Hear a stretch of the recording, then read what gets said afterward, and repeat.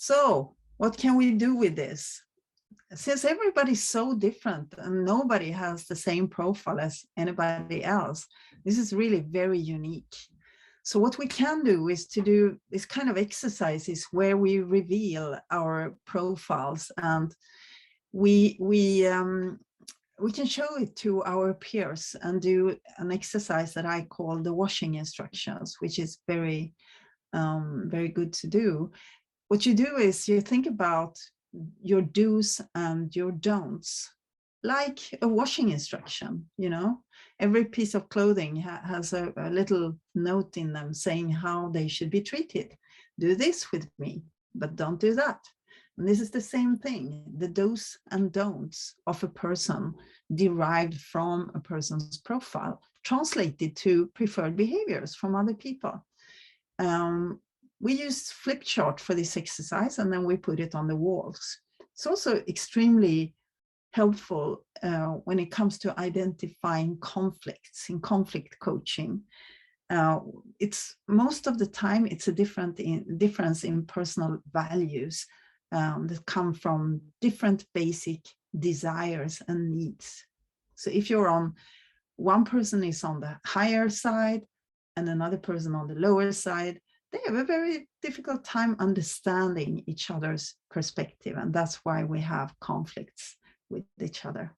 Also in leadership, this is extremely important. How shall we talk to somebody who is high or low on a basic need? What shall we do with them? What kind of work would they be happy in or passionate about? So there is a lot we can use this for in a company, in a business setting. So this is an example of a washing instruction. It's actually my own washing instruction. Do this with me, but don't do this. And when you know these things about each other, it becomes much easier to also accept and use each other's differences to the strength of the whole team, instead of having conflicts. You see that, okay, this is a different perspective, and that could bring us value. Together, we can cover a bigger, a greater perspective, so that we can create more value for customers, which is the goal in the end.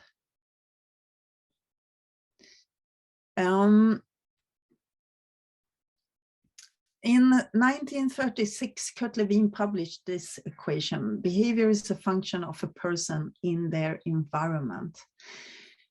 It's one of the most well-known formulas in social psychology. And what does it teach us? Well, to change behavior of a person, you need to consider both the person and their environment. So what can we do here? Can we change a person's personality? Probably not. We can probably just change the environment. So don't manage people, manage the system, is what we learn here.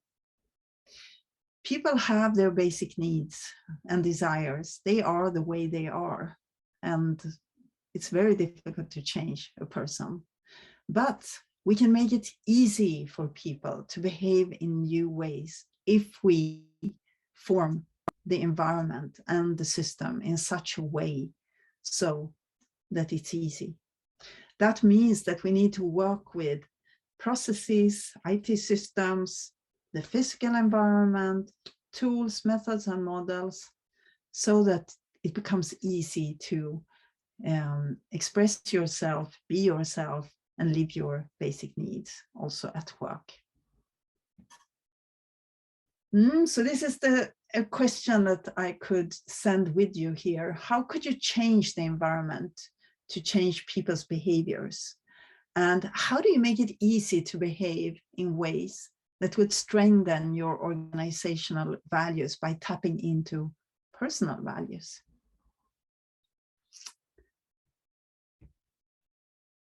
A last slide. Regardless how different you are from each other, you need to remember certain things. that the other person, who may be very different from you, has also beliefs, perspectives, and opinions, just like you have. They have hope, they have anxieties, they have vulnerabilities, also just like you have. They have friends, family, and perhaps children who love them, just like you. They want to feel respected and appreciated and competent, just like you. And they also wish for peace, joy, and happiness, just like you. So in that, we are all united and exactly the same. Okay, so we invite you to Agile People and join us at agilepeople.com. That's what I wanted to say, the last thing today.